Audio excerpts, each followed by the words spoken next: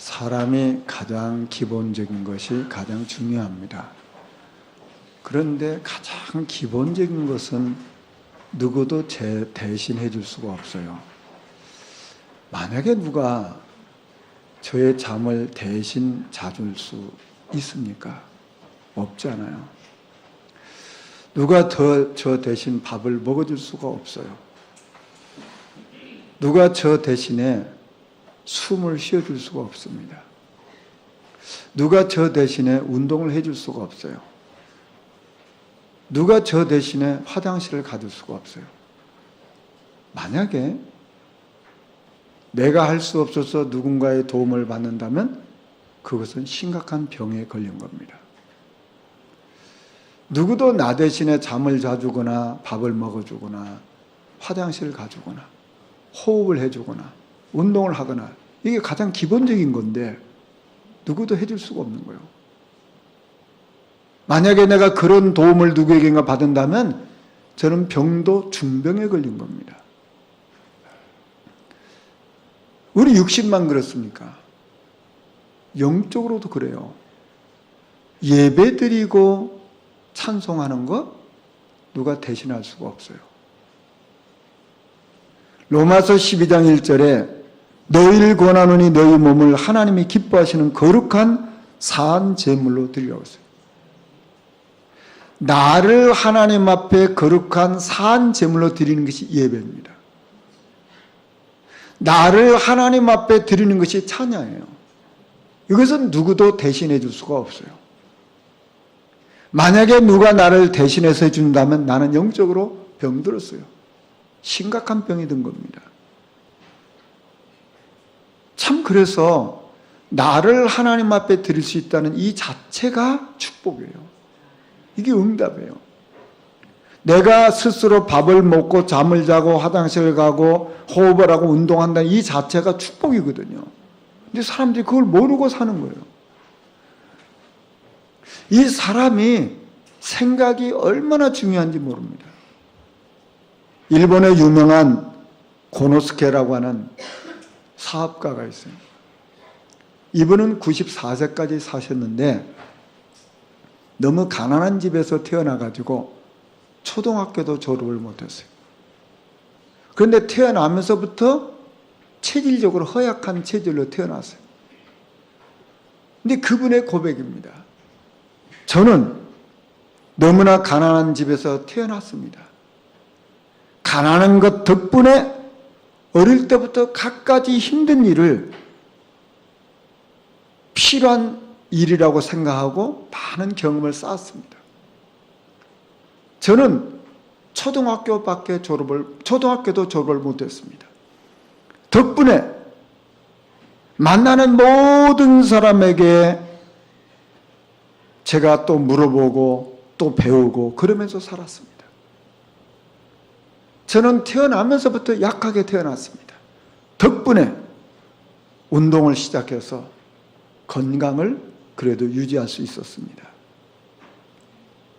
여러분 한번 생각해 보세요.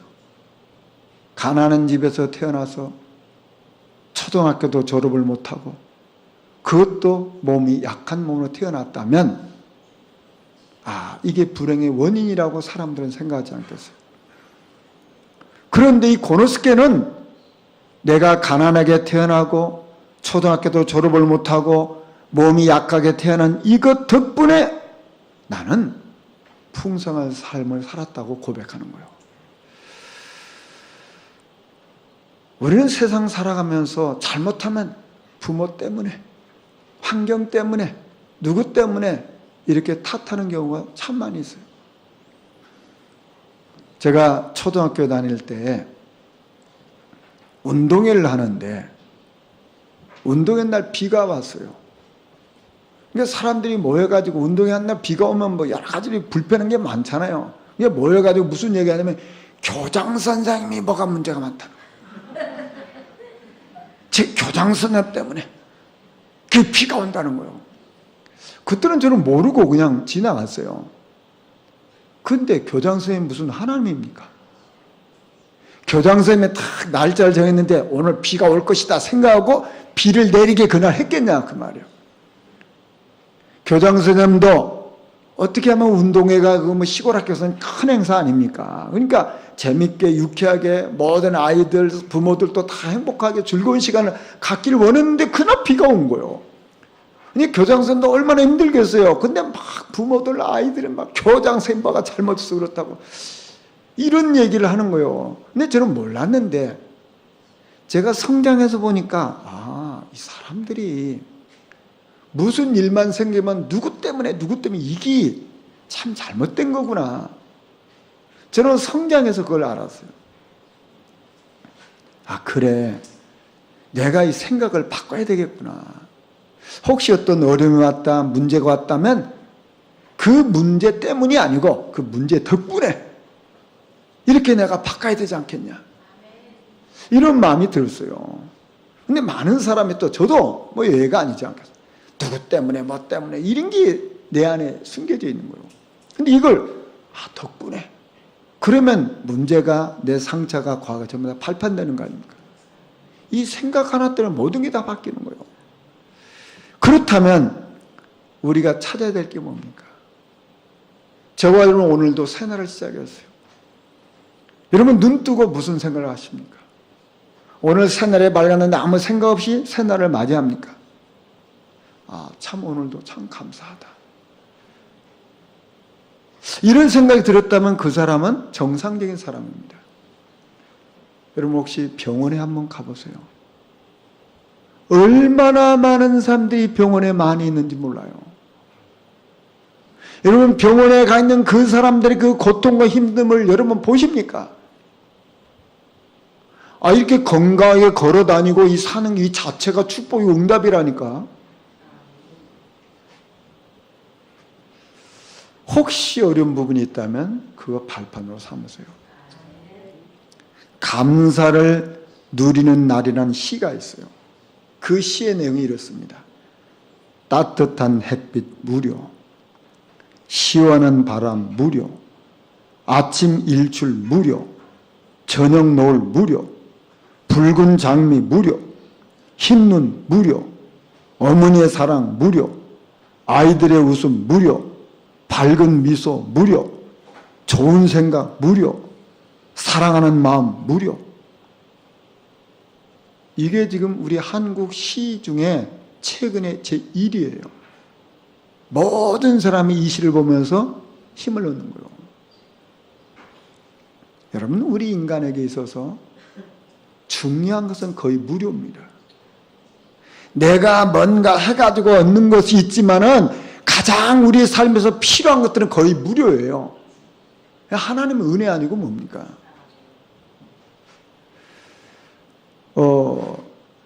제가 2주 전에 강릉 사역을 가서 우리 최원철 집사님 집에서 다락방을 하고 그 딸 수아가 있어서 수아야 오늘 우리 현장을 가자. 수아 아는 사람을 이제 만나려고 했는데 전화가 왔어. 수아 친한 친구가 전화가 왔는데 무슨 내용이냐면 그 친구의 오빠가 있는데 나이 30이에요. 근데 PD입니다. 이게 성공한 사람이죠. 그런데 그 시간에 죽은 거예요. 여러분 PD까지 올라가려면 굉장히 힘들거든요. 세상 말로 성공한 거예요. 5년 동안 이 여자하고 교제를 했는데 이제 가을에 이제 성공도 했고 그러니까 가을에 결혼을 하려고 생각하고 지금 여름에 휴가를 온 거예요. 그래서 휴가를 왔는데 갑자기 가슴이 아픈 거예요. 그러니까 119로 전화를 했잖아요. 근데 119 구조대가 왔는데 이미 죽었어요. 어디가 아팠냐? 아픈 것도 없어요. 무슨 사고가 났냐? 그런 것도 없어요. 뭐 부딪히냐? 그런 것도 없어요. 그냥 놀러 와가지고 이따가 갑자기 가슴이 아픈 거예요. 그러고 죽은 거예요. 그러니까 수아 친구가 도대체 이게 뭔 일이냐 이게. 왜 이런 일이 일어났냔 말이에요. 무슨 답이 있습니까? 왜 이런 일이 일어나는 거예요? 나이 30에. 세상 말로 성공했는데 그 집안이 참 좋은 집안이래요. 아주 인격적이고 가정 분위기 좋고 세상 말로 말해서 법 없이도 사는 사람이고 너무너무 잘 사는 사람이고 근데 수아가 복음을 전했는데 복음을 안 받았어요. 왜냐? 그리스도 별로 필요 없거든. 너무 잘 사니까. 뭐 인격적이고 뭐 거룩하고 뭐 부족함이 없어. 근데 바로 그 자리에서 그 시간에 죽은 거예요. 여러분, 우리가 생각할 때 사람들이 행복하다, 성공했다, 좋은 거 아니겠습니까? 영적으로는요, 거지와 같습니다. 그렇잖아요. 참 그것처럼 안타깝고 불쌍한 게 없잖아요. 영적으로는 안진뱅이라 그 말이요. 영적인 거지라 그 말이요. 여러분, 세상 사람들이 대단하고 뭐 행복하고 성공한 것처럼 보이고 뭔가 있는 것처럼 보이지만 알고 보면 시달리고 있고 알고 보면 묶여 있다 그 말이요. 결국은 어느 날 사단에 끌려가잖아요. 그렇게 살다가 어느 날 죽는 거 아닙니까? 그럼 어디 가겠어요? 참 이게 안타깝더라고요. 결국은 우리 인생은요, 자기에게 담겨진 것이 나옵니다.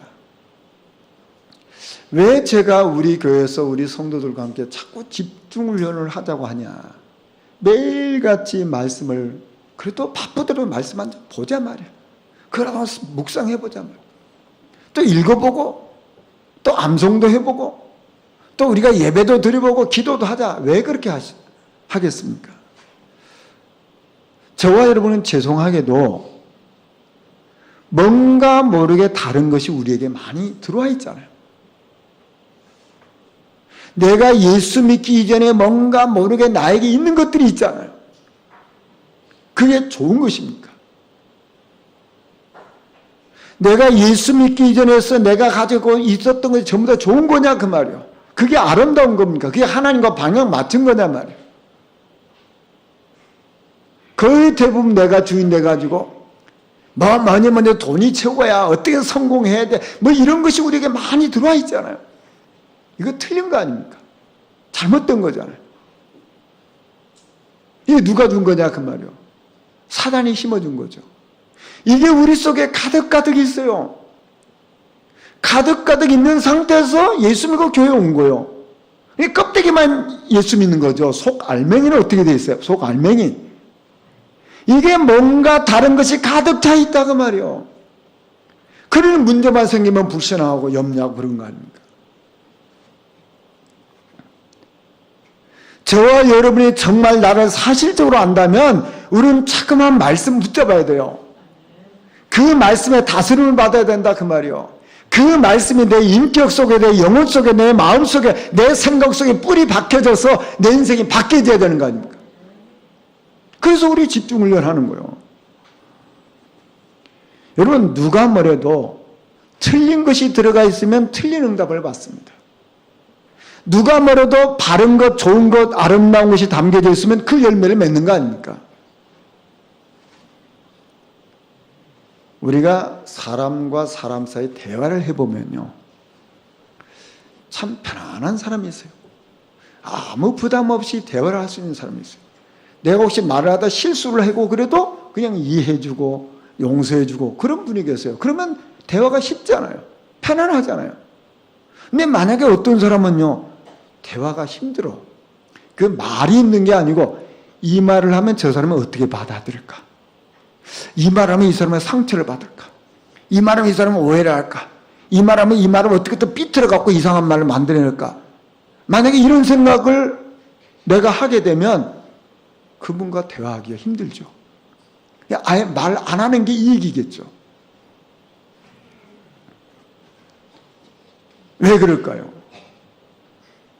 그 사람에게 담겨진 것 때문에 그래요.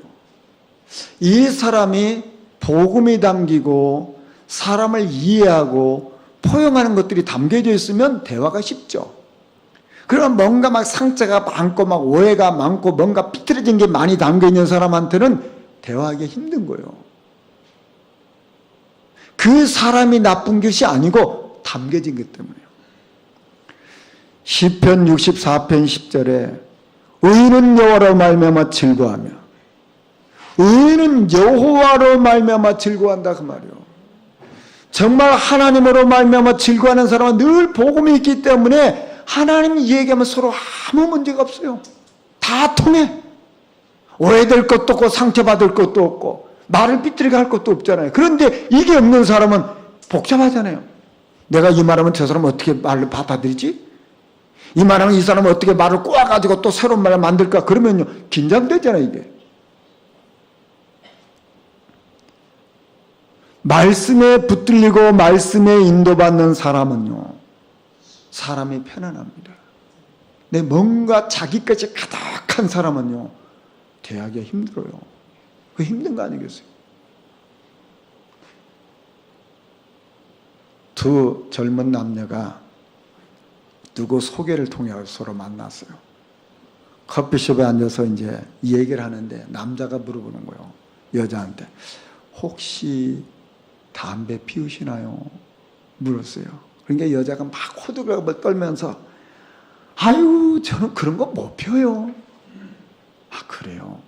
그럼 혹시 술은 드시나요? 어마어마 저는 그런 거 입에도 못 대요. 아 참 순진하시군요. 혹시 전에 뭐 연애해 보신 적이 있으세요? 아이고 저는 남이란 남자도 저는 몰라요. 그러니까 이 남자가 물어보는 거예요. 참 좋으시네요. 근데 무슨 낙으로 사시죠? 물어봤어요. 그러니까 이 여자가 웃으면서 하는 얘기요.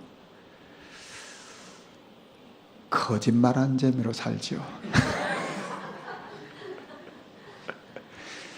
인생은 담겨진 대로 사는 거예요. 무엇이 담겨져 있냐? 기굴 인생이고 미래입니다. 오늘 성경에 보면 아브라함이 저 애굽 땅에 갔다가 실패를 하고 낭패를 당하고 그래도 하나님이 보호하셔서 다시 돌아오게 된 내용입니다.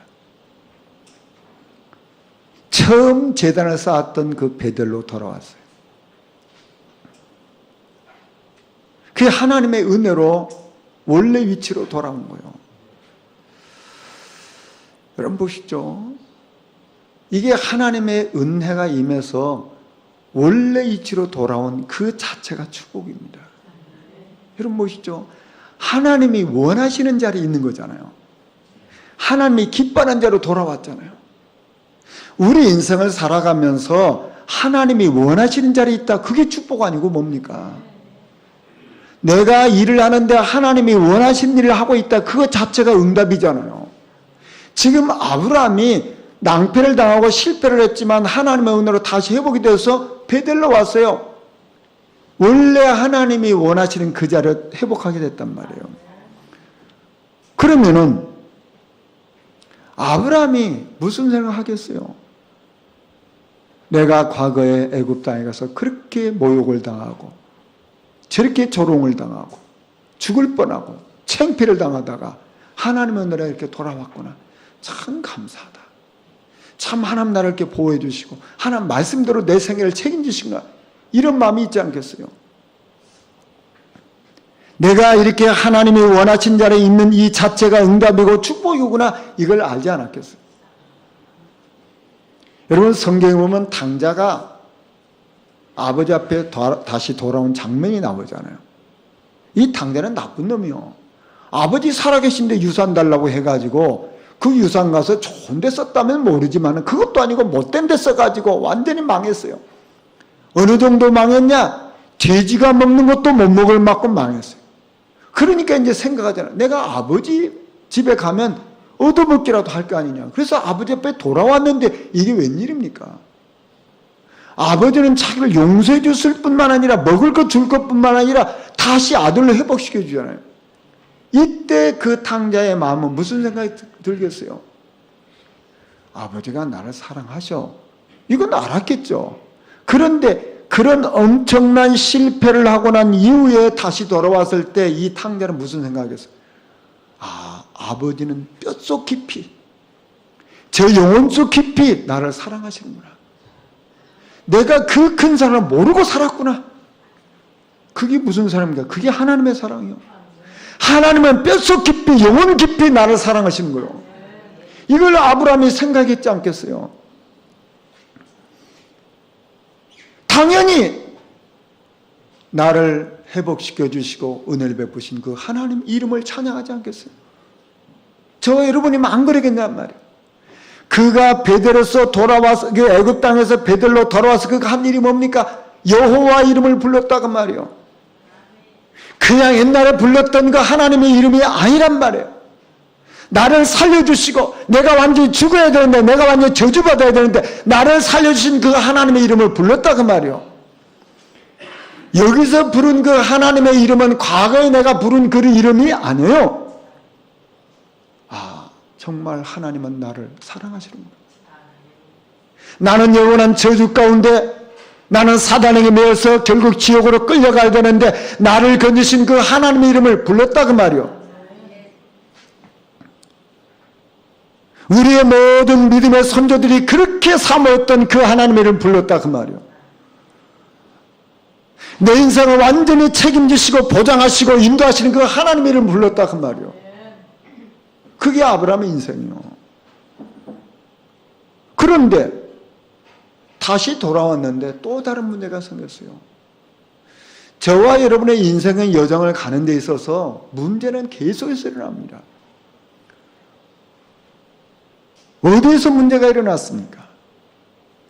지금 아브라함이 부자가 됐어요. 또 롯도 부자가 됐어. 그러니까 금도 많고 은도 많고 목축도 많아, 짐승도 많아졌어. 옛날에 이게 가난할 때는 문제가 없었거든. 근데 이제 부자가 되니까 문제가 일어나는 거야. 땅이 부족하다 그 말이요. 내가 양과 소를 기르는데 이게 많아져가지고 서로 자꾸만 그 이 양 소를 기르는 일하는 사람들이 자꾸 싸우는 거예요. 여러분 어떤 생각을 가집니까? 우리가 생각할 때 뭐 부자가 되면 문제가 없어질 것 같이 생각하지 않아요? 지금 아브라함과 롯은 부자가 되니까 문제가 생겼다니까. 저와 여러분의 인생은 어떻습니까?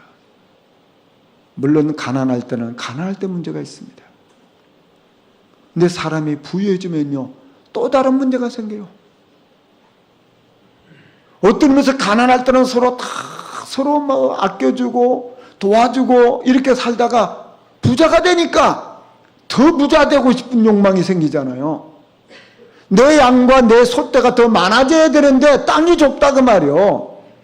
그러니까 서로 자꾸만 불화가 생기잖아요. 여러분 우리 사회에서 이런 일 많이 보잖아요. 형제가라도 가난할 때는 서로 아끼고 도와주고 살다가 좀 부유하니까 형제간에 싸움이 일어나고 이런 일이 참 많이 일어나거든요. 지금 아브라함과 롯 사이 이런 일이 생긴 거예요. 부자가 돼가지고. 이때 아브라함의 생각에 딱 왔잖아요. 하나님이 너의 본토 친척집을 떠나라고 했는데 제 조카 롯을 보내야 되는데 내가 조카 롯을 품고 있었구나. 하나님의 말씀 언약이 생각나는 거예요. 그래서 롯에게 말하는 거예요. 네하고 나하고 혈육이 아니냐. 싸우지 말고 네가 택해라. 네가 떠나라. 그런 거예요. 불신앙을 버려야 될 때인 것을 알게 됐어요. 자, 그래서 조카 롯은 자기가 보기에 물이 많고 땅이 비옥한 땅, 왜냐하면 내가 양과 소를 많이 기를 수 있는 좋은 땅을 선택했어요. 그래서 그 땅으로 갔어요. 아브라함은 어디에 남아있습니까? 가나안 땅에 남았어요. 이게 대체 무슨 얘기입니까? 조카 롯의 관심은 어디냐? 하나님의 언약 이것과 상관없이 어떻게 하면 내가 소와 양을 많이 더 번식시켜서 더 부자 될까? 이게 롯의 관심이에요. 아브라함의 관심은 어디냐? 내가 소와 양이 많아져야 되지만 그것보다 더 우선순위가 뭐냐면 하나님 만나는 이곳 가나안 땅 이것을 택했다 그 말이에요. 여러분 보시죠. 그 중심이 다르다 그 말이에요. 조카 롯은 어떻게 세상적으로 부유해질까 여기에 관심이 있는 것이고 아브라함은 어떻게 하면 내가 하나님을 더 잘 바라보고 어떻게 하면 내가 하나님의 말씀을 따라 살까 그래서 선택한 곳이 가나안 땅이라 그 말이에요. 저와 여러분이 복음이 먼저고 언약이 먼저고 믿음이 먼저라면 반드시 승리하는 거예요. 롯은 그것과 상관없어요. 그래서 나중에 보면 롯은 실패합니다. 저는 이 말씀을 보면서 이 아브라함이 선택, 이게 하나님의 역사구나, 하나님의 은혜구나, 이게 깨달아졌어요. 풍부해져서 서로 다툼이 일어났잖아요. 사람이 가난할 때 몰랐는데 부유해 주니까 숨겨진 문제가 또 드러난 거예요. 사람은 참 희한하게요, 굉장히 이익 중심이고 자기 중심입니다. 그러니까 내 이익을 더 많이 가져야 되겠다, 그래서 생긴 문제 아닙니까 지금? 사람에게는 눈에 보이는 것이냐 눈에 안 보이냐, 여기에 모든 것이 달라져요. 아브라함 중심이 뭐가 있어요? 아브라함을 선택하는 기준이 뭐냐면 하나님의 언약이 뭐냐, 하나님의 말씀이 뭐냐, 이게 선택의 기준이요.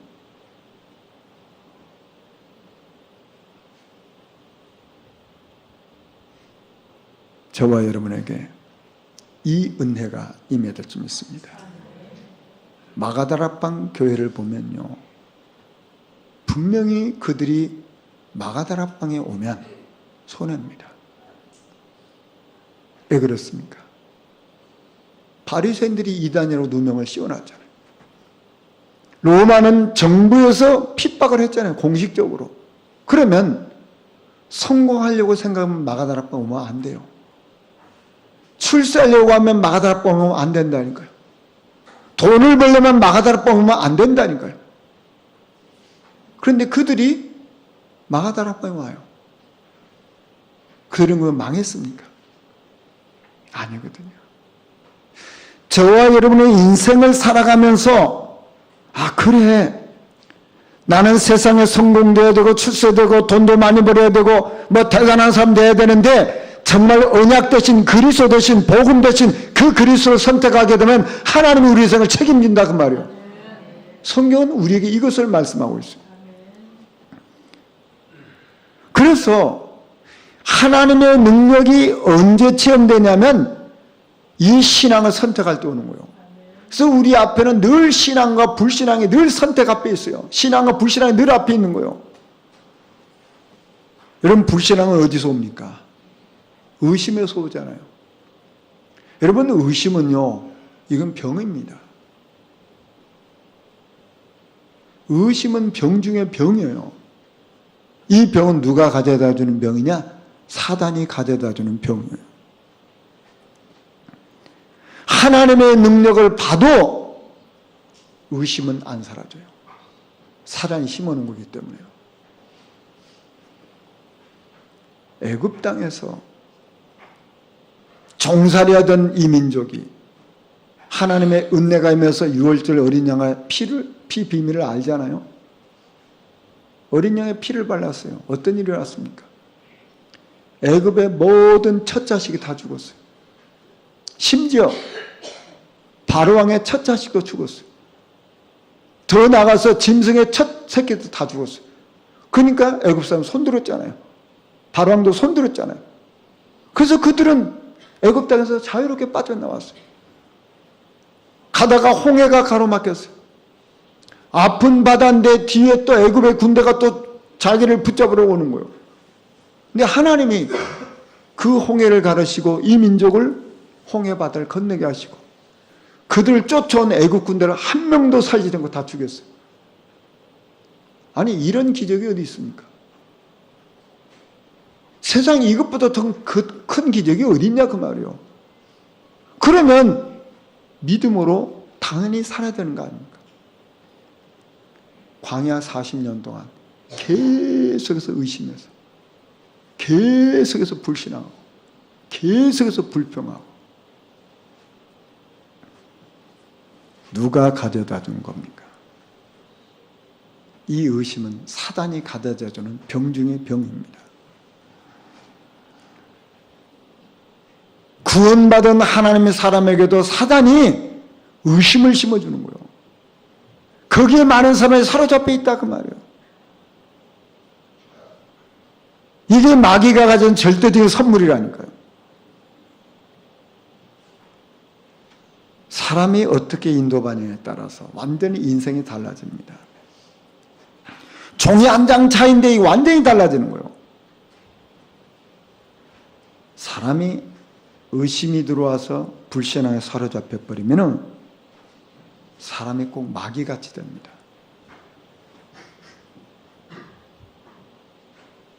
지킬 박사와 하이드라고 하는 책이 있어요.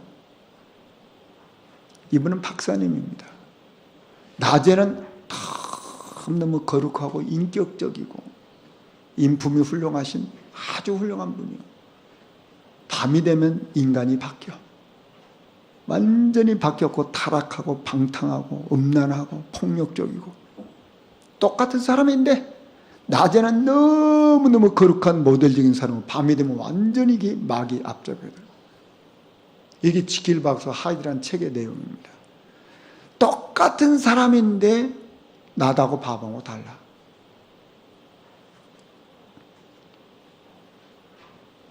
똑같은 사람인데요. 성령의 역사 속에 들어가면 은혜 속에 들어가면 완전히 사람이 천사가 됩니다. 똑같은 사람이요. 사단에게 싹 생각이 잡혀버리면 어떻게 사단 시킨 대로 사는 거예요. 그거 우리가 보지 않아요.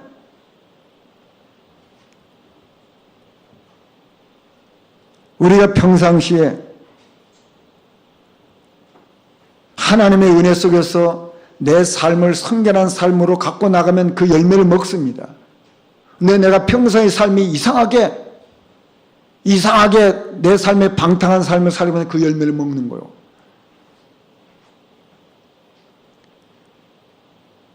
우리가 하나님의 은혜가 임해서 믿음을 선택하면 그 열매를 먹는 것이고 나도 모르게 사단이 심어둔 대로 그 의심 속에 불신앙을 선택하면 그 열매를 내가 따먹는 거예요. 그게 실패한 이유가 뭡니까?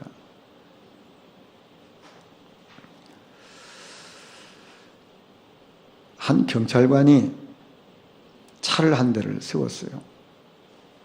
근데 그 차를 세워서 보니까 할머니 4분이 타고 계셔. 할머니가 운전하고 또 3분도 할머니라. 근데 차가 너무 늦게 와가지고 잡았어. 할머니 왜 이렇게 늦게 오시는 거예요? 할머니가 뭐라? 뭐 잘못된 거 있나? 할머니 여기는 이렇게 늦으면은 걸려요. 그러니까 할머니가 하는 얘기, 아니 내가 오다 보니까 20이라고 써졌던데 내가 20으로 온다 그 말이에요. 경찰이 얘기하는 거예요. 할머니 그건 20km 달리라는 게 아니고 이게 20번 국도라는 말이에요. 할머니가 나는 그거 보고 왔어. 그래서 태연스럽게 하는 거예요. 근데 경찰이 아무래도 이상하거든. 근데 할머니 왜 뒤에 앉은 새 할머니 이렇게 벌벌 떨고 있지? 그러니까 할머니가 그때 자기도 모르게 튀쳐나온 거예요. 아까 길에 보니까 210국도야. 210번 도로야. 그래서 내가 210으로 달린 거야. 그러니까 할머니들이 뒤에서 벌벌벌 떨고 있는 거야. 참 인생이 숨길 수가 없는 거예요. 태연스럽게 거짓말하지만 그게 숨겨지는 게 아닙니다. 예수님께서 이 땅의 왕이십니다. 골로새 1장 13절에 보면 흑암의 나라에서 사랑의 아들의 나라로 옮겼느니라. 이 흑암의 나라를 꺾어버리신 왕이시라 그 말이에요. 그 왕 대신 그분이 저와 여러분을 어떻게 하셨냐? 베드로서 2장 9절에 보면 왕 같은 제사장으로 세웠다 그 말이에요. 우리가 예수 그리스도를 영접할 때 어떻게 됩니까? 우리는 하나님의 자녀가 되는 권세가 임하는 거예요. 하나님께서 우리에게 그리스도를 보내주셔서 내 인생을 완전히 책임지시고 보장하시겠다 그 말이에요. 그분이 왕이세요. 왕 대신 그분이 저와 여러분과 함께 하시고 인도하시는 거예요. 이게 누리는 게 신앙생활 아닙니까? 그래서 우리 인간은 영적인 존재거든. 영혼을 가졌어요. 그런데 성경에 보면 고린도서 15장 45장 영이 2가지가 있어요. 사는 영이 있고 살리는 영이 있어요. 이 땅의 모든 사람은 영혼을 가지고 있어요. 사는 영을 가지고 있다 그 말이에요. 그래서 이 영이 사는 영이기 때문에 짐승과 다르잖아요. 그런데 아담도 사는 영이라. 그런데 아담 다음에 온 분, 그분은 예수 그리스도거든요. 예수 그리스도는 누구냐? 살리는 영이라 그 말이에요. 예수 그리스도 살리는 영이 저와 여러분 안에 들어오니까 내가 구원받은 거예요. 똑같은 영인데 모든 사람은 사는 영을 가지고 살아. 영적 존재라면 영혼을 가졌단 말이에요. 그런데 살리는 영이신 그리스도가 내 안에 들어오니까 내 영이 살아버리는 거예요. 그래서 그게 구원이라 그 말이에요. 그럼 어떻게 됩니까? 나는 그리스도 안에 있기 때문에 자유함을 얻는 거예요. 요한복음 8장 32절에 진리를 알지니 진리가 너를 자유케 하리라고 했어요. 어떤 자유입니까? 죄에서 자유하다 그 말이에요. 사단의 손아귀에서 자유하다 그 말이에요. 사주팔자 운명에서 이제 자유하다 그 말이에요. 뭐 손 없는 날 그런 거 볼 거 없어요. 날 정할 거 없어요. 어떤 사람은 안식일 지켰는데 그럴 거 없어요. 예수님이 십자가 못 박고 죽으시고 부활하셨어요. 부활하신 날을 기념해서 예배하는 거예요.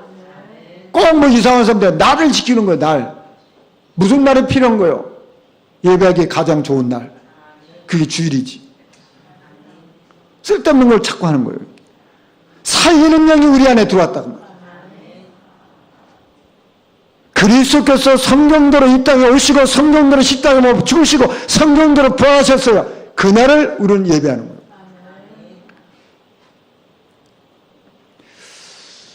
지난 수요일날 예배를 인도하는데 찬양을 인도하잖아요. 우리 김동훈 목사님이 찬양을 인도하는데 이런 얘기를 하더라고요.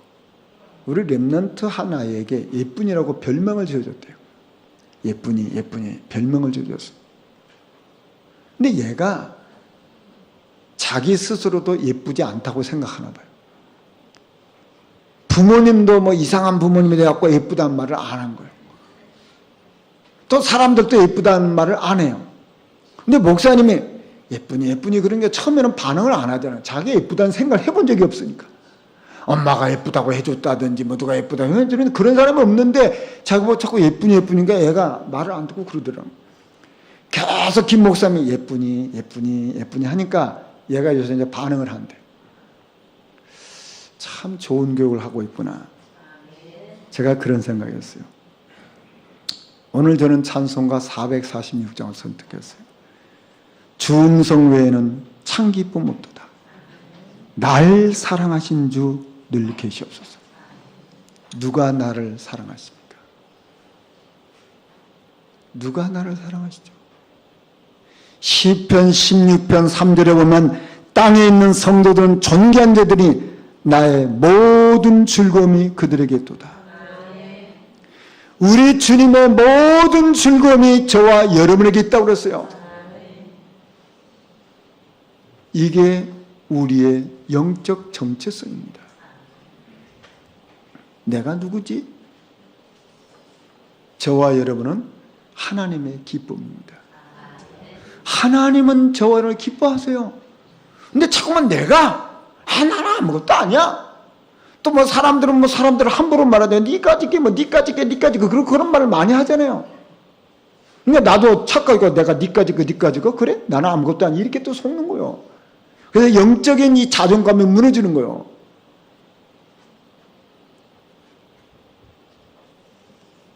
저와 여러분이 내가 얼마나 하나님의 나를 얼마나 사랑하는 존재인지 알면 하나님 앞에 예배하고 찬양하고 기도하고 이게 우리에게 행복이고 축복이잖아요. 근데 영적 자존감이 무너져 있으니까 예배도 그냥 기도 아무 상관없는 거예요. 그게 무너지는 거 아닙니까?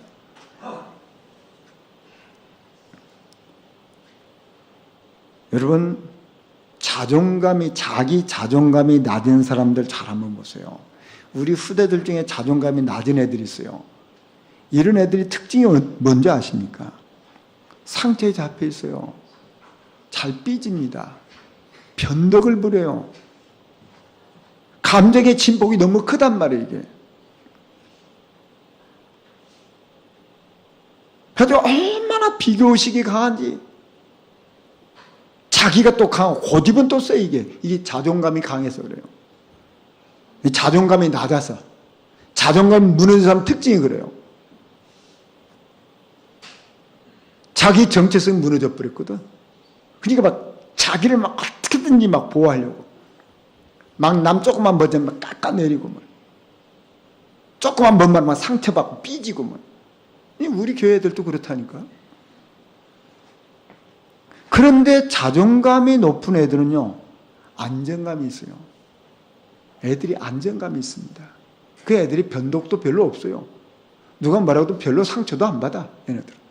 아, 그래요? 그리고 웃고 지나가. 네 자존감 낮으면 좀 잠을 많으면 막 꽁꽁 울고 막 난리법석을 하고 그러고.